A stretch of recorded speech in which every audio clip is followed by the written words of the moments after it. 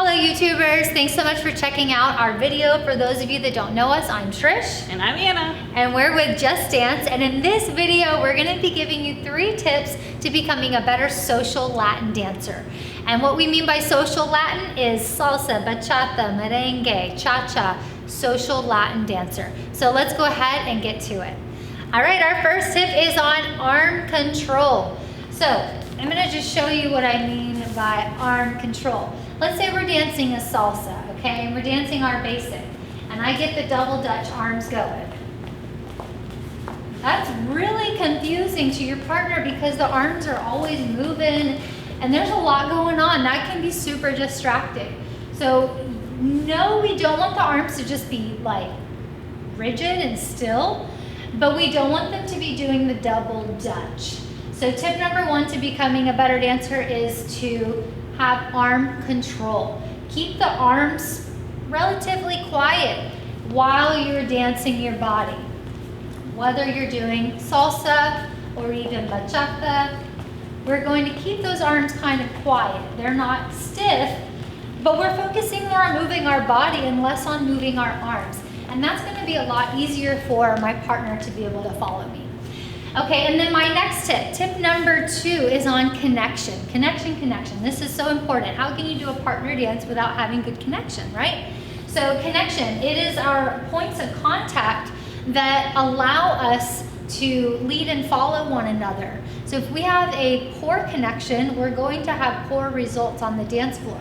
So let's talk about what we need in this style, right? So a lot of times we're in an open hold such as this. We're going to be using a lot of what's called compression and leverage. Compression and leverage is the in and the out that we use to lead our partner to and from us. It helps us change our partner's direction. And so we want to focus on always opposing each other with slight resistance, but not too much that it feels like a fight. So this is very difficult to see in a video, but basically I'm going to give Anna a little bit of resistance upwards, and she's going to resist down.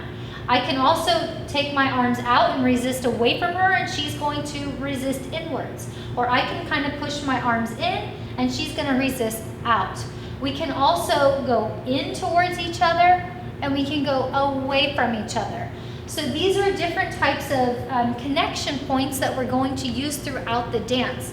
For example, when I'm turning my partner and I raise the hand, I'm kind of giving energy to her, and so that we don't disconnect, she has to give energy towards me. So we're both meeting in the middle. We don't want too much. We just want a little bit so that we can feel each other's weight. Then whenever I turn her and my hand's going to go downwards and hers is going up, I'm still offering a little bit of resistance down as she's pressing up into my hand. That way, during the entire turn, we don't lose each other.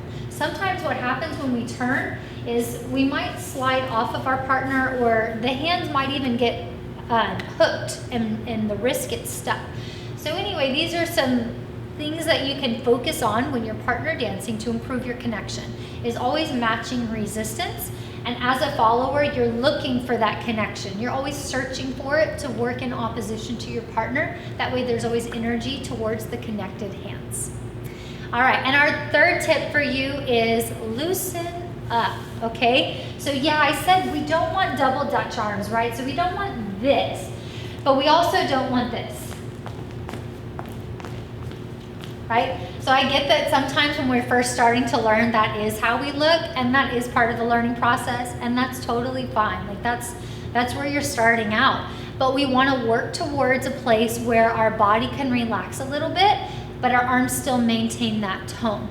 So what I recommend that you do to get more comfortable with loosening up is to do some upper body isolations. So a lot of times what we do in our classes is we go side to side, or we go forward and back, we expand and contract. We just get used to moving the body.